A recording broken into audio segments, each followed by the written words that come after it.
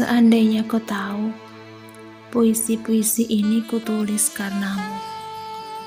Seandainya kau tahu, aku selalu kehabisan kata-kata ketika harus menceritakan tentangmu.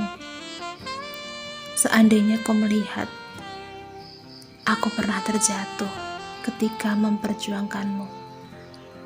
Seandainya kau bisa mendengar, hatiku menjerit saat melihatmu bersamanya. Orang bilang hidup ini hanya sekali.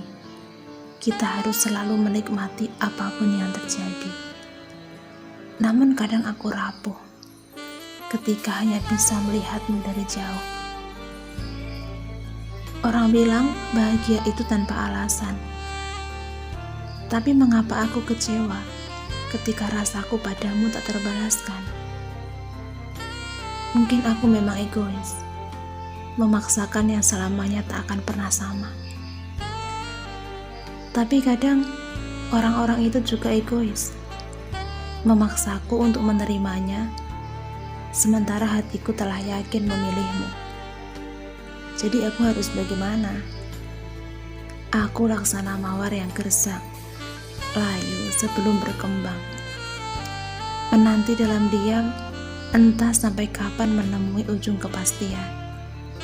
Sementara kau adalah Arjuna yang selalu kubanggakan di hadapan semua orang. Meski ku tahu memilikimu adalah suatu hal yang cukup menyakitkan.